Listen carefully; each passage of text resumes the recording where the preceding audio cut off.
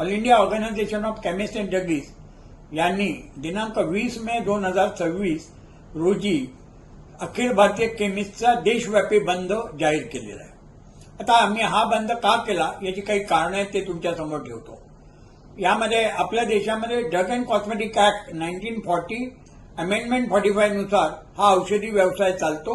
यामध्ये कुठल्याही प्रकारची ऑनलाईन सेल ऑफ मेडिसिनला कायद्यानुसार परमिशन नाही आहे आणि ऑनलाईन सेल ऑफ मेडिसिन आणण्यासाठी केंद्र सरकारने GSR 817 डेटेड 28 ऑगस्ट 2018 रोजी काढली। याला आम्ही विरोध केला।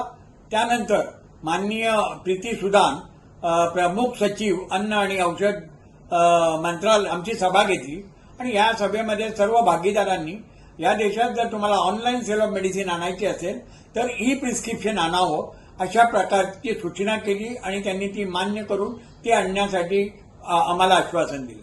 आपल्या देशामध्ये इमिडिएटली ही अधिसूचना पास नसताना सुद्धा आपल्या देशामध्ये ऑनलाईन सेल ऑफ मेडिसिन सर्रास सुरू आहे। माजी आरोग्य मंत्री मनसुख मांडविया यांच्याबरोबर 8 फेब्रुवारी 2023 ला मीटिंग केली आणि त्यामध्ये ऑनलाईन सेल ऑफ मेडिसिन हे इलिगल आहे ते बंद करावं अशी मागणी केली आणि त्यानुसार माननीय मंत्री महोदयांनी आपल्या ड्रग कंट्रोल ऑफ इंडियाला सांगितलं की भारतातल्या सर्व ड्रग कंट्रोलरला सूचना द्याव्यात की अशा प्रकारचं ऑनलाईन सेल ऑफ मेडिसिन बंद करावं। आपल्या देशामध्ये करोना 2 वेळा आला आणि या कालावधीमध्ये आम्ही आमच्या केमिस्ट बांधवांनी जे चांगलं काम केलं याबद्दल आम्हाला national pharmaceutical pricing authority NPPA यांनी प्रसिद्धीपत्रक दिलं। GSR 220E दिनांक 26 मार्च 20 रोजी जी आली ती केवळ या ड्रग अँड कॉस्मेटिक ऍक्ट नुसार एक घरपोच औषधी सेवा देण्यासाठी आम्हाला ही अधिसूचना देण्यात आली आणि त्या आपत्तीनंतर ही अधिसूचना मागे घ्यावी अशा प्रकारच्या वारंवार आम्ही सरकारला विनंती केली, तरी आज कुठल्याही प्रकारे ही जी नोटिफिकेशन ही मागे घेतली नाही किंवा रद्द केली नाही। यामुळे काय होतंय की आज घरपोच जेवण देणारे स्विगी, झोमॅटो किंवा ब्लिंकिट या औषधी व्यवसायामध्ये कंट्रोल डिकंट्रोलची औषधं घरपोच तरुण मुलांना देतात।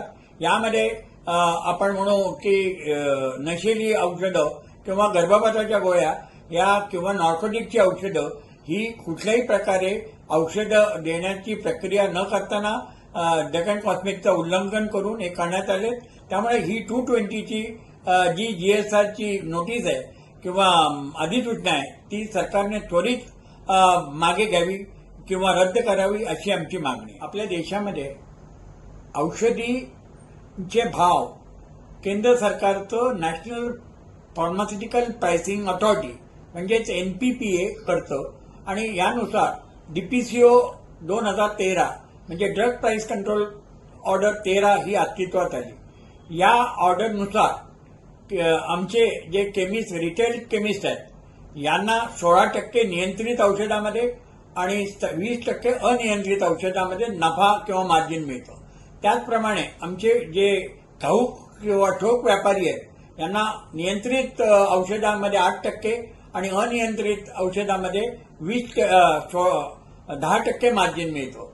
परंतु सध्या आपण पाहिलं की ऑनलाईन सेल ऑफ मेडिसिन आल्यानंतर ह्या जितक्या काही कंपन्या आहेत हे या मार्जिनपेक्षा जास्त 20% ते 50% सूट सवलत किंवा डिस्काउंट ज्याला डीप डिस्काउंट म्हणतात हा ग्राहकांना देतोय आणि त्या देण्याची ही जी काही पद्धत आहे ही ड्रग अँड कॉस्मेटिक ऍक्ट प्रमाणे चुकीची आहे, DPCO प्रमाणे उल्लंघन आहे आणि ते बंद करावं अशी आमची मागणी आहे।